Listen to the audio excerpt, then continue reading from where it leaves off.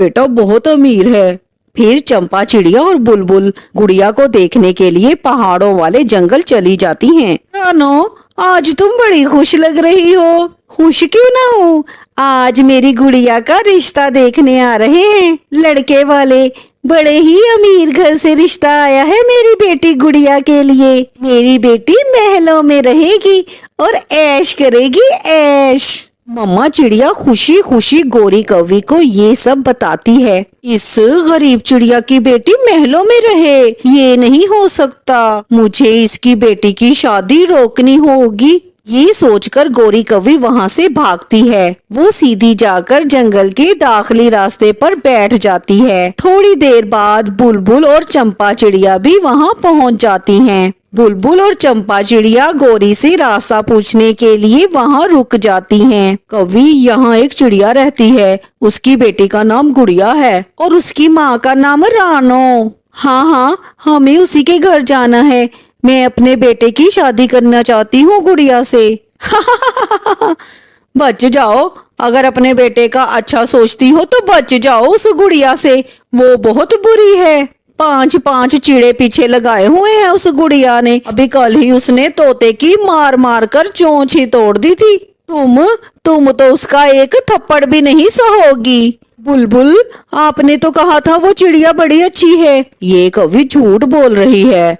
अरे मोटी बुलबुल, मैं क्यों झूठ बोलूंगी। तुम अपने 500 के लिए किसी की जिंदगी खराब करना चाहती हो। सुनो चिड़िया, तुम बच जाओ उस माँ बेटी से। हर महीने वो अपनी बेटी की शादी करती है और फिर दोनों माँ बेटी उस चिड़े को मारकर कुछ नया सोचती हैं। ये सुनकर चंपा चिड़िया डर जाती है।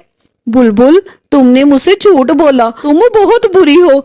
अगर 500 ही चाहिए था तो मुझसे मांग लिया होता। चंपा वहाँ से उड़ जाती है।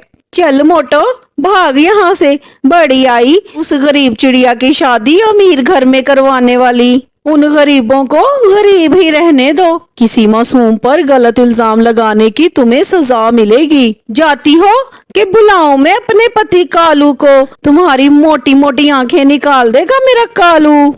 चंपा जल्दी जल्दी उड़ती हुई अपने घर की तरफ जा रही थी कि बेख्याली में वो एक कांटेदार दरख्त से टकराकर नीचे गिर जाती है और बेहोश हो जाती है।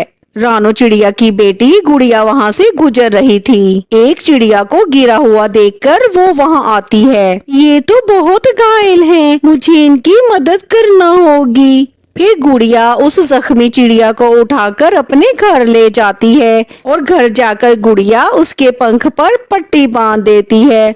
गुड़िया की मम्मा भी घर आ जाती है। गुड़िया बेटी, ये चिड़िया कौन है? मुझे नहीं पता मम्मा, ये जंगल में घायल पड़ी हुई थी, मैं इन्हें उठाकर अपने घर ले आई। ये हमारे जंगल से तो नहीं है मम्मा, जब तक इन्हें होश नहीं आ जाता मैं इनके पास ही रहूंगी। उधर सोजू बुलबुल के पास जाता है। आंटी, मम्मा कहाँ है? मम्मा अभी तक घर नहीं पहुँची हैं। सोजू बेटा, वो तो रास्ते में ही मुझसे नाराज होकर घर आ गई थी। एक कौवी की झूठी बातें सुनकर आपकी मम्मा मुझसे नाराज हो गयी। फिर सोजू अपनी मम्मा को ढूंढने निकलता है। मम्मा, मम्मा, मम्मा, आप कहाँ हैं मम्मा? आधी रात को कहीं जाकर चंपा चिड़िया को होश आ जाता है। मैं कहाँ हूँ मैं? आप चिंता न करें आंटी, आप बिल्कुल सुरक्षित हैं।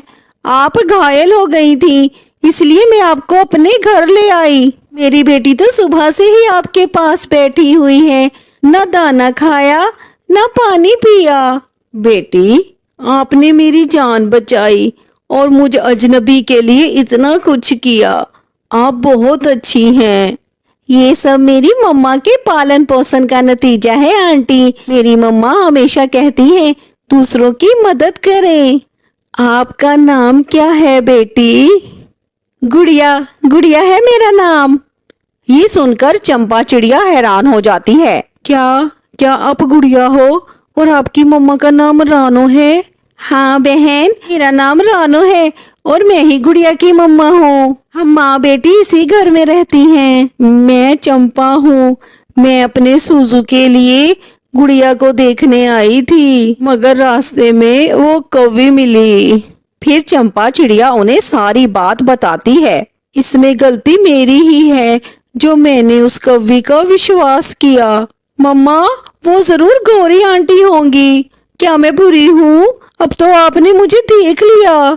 बहुत अच्छी, आपकी आवाज इतनी मीठी है, आप कैसे बुरी हो सकती हो बेटी? फिर चंपा चिड़िया गुड़िया को अपने गले लगा लेती है। सूजू और आपकी जोड़ी बहुत अच्छी लगेगी। मेरा बेटा भी आप जैसा दयालु और अच्छा है।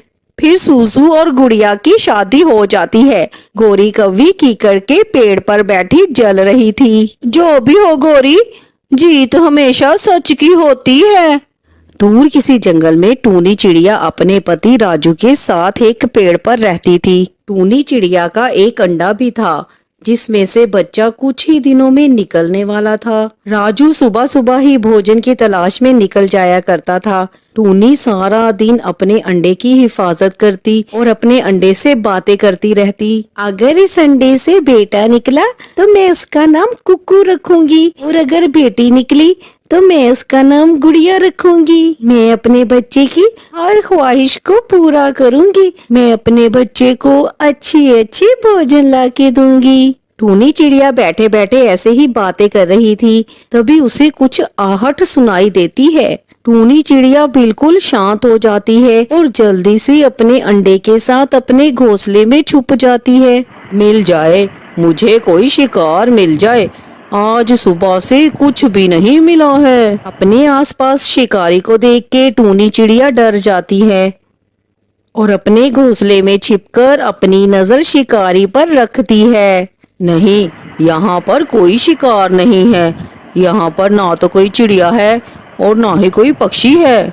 लगता है मुझे कहीं और जाकर शिकार पकड़ना पड़ेगा। कल चक्कर लगाऊंगा फिर से इस दिशा में। फिर ऐसा सोचकर शिकारी वहां से चला जाता है। शिकारी को जाता देख टूनी चिड़िया सुकून की सांस लेती है और कहती है, अब शिकारी ने यहाँ का रास्ता देख लिया है। ये जगह हमारे लिए अब सुरक्षित नहीं है। लगता है हमें अपना घर कहीं और बनाना होगा। दूसरी तरफ राजू को भी भोजन मिल जाता है और राजू भोजन लेकर अपने घर आ जाता है। राजू के आ जाने के बाद टूनी चिड़िया राजू को सारी बातें बताती है। पति जी, वो शिकारी यहाँ तक पहुँच गया था। वो तो शुक्र है मैंने उसे देख लिया, वरना वो हमें पकड़ लेता। टूनी, वो फिर से लौट कर आएगा। इससे पहले कि वो लौट कर आए, हमें अपना घोंसला कहीं और बनाना होगा। राजू जी, क्यों न हम अपना घोंसला नदी के पास बना लें? हाँ टूनी, तुम सही कह रही हो। वो जगह सुरक्षित भी है और हमें पानी के लिए इधर उधर भटकना भी नहीं पड़ेगा। मैं आज से ही वहाँ जाकर घोंसला बनाने का काम शुरू करता हूँ। पति जी, मैं भी आपके साथ ही चलती हूँ। दोनों मिलकर जल्दी से घोंसला बना लेंगे। लेकिन टूनी, हमारा अंडा भी तो है। हमारे पीछे इसकी देखभाल कौन करेगा? राजू जी, हम अपना अंडा यहीं पर छोड़कर जाते हैं। जल्दी से नया घोंसला बनाकर फिर इसको लेकर जाएंगे। फिर वो दोनों पति पत्नी ऐसा ही करते हैं। वो दोनों जंगल के उस पार जाकर एक नया घोंसला बनाने लगते हैं और दूसरी तरफ कालू कौवा और गौरी कौवी टूनी के पुराने घोंसले के पास आकर बैठ जाते हैं। कालू जी, वो देखो सामने किसी पक्षी का अंडा पड़ा हुआ है। हाँ गौरी, शायद कोई पक्षी अपना अंडा यहीं छोड़कर चला गया है। चलो हम इसे अपने घोंसले में ले चलते हैं। कल मेरे चाचा जी आएंगे तो उसे दे देंगे। मेरे चाचा जी अंडा पीना बड़ा पसंद करते हैं। नहीं नहीं कालू जी, ये अंडा मेरी माँ पिएगी। मेरी माँ भी तो कल आने वाली है ना। मेरी माँ अब बुढ़ी हो चुकी है। ये अंडा खाकर थोड़ी तो ताकत आएगी ना उसमें। ये कहकर कालू कौवा और गौरी कौवी टूनी चिड़िया का अंडा उठाकर वहाँ से चले जाते हैं। उधर टूनी चिड़िया और राजू भी अपना घोंसला तैयार कर लेते हैं। राजू जी, बाकी का काम आप कर लीजिए, मैं अपने अंडे के पास जाती हूँ। ठीक है टूनी, जल्दी जाओ, अंडा अकेला है और जल्दी आना। ऐसा कहकर टूनी चिड़िया वहाँ से चली जाती है। पुराने घोंसले पर आकर टूनी चिड़िया क्या देखती है कि उसका अंडा वहाँ पर नहीं है। टूनी कहती है, हाय रे, मेरा अंडा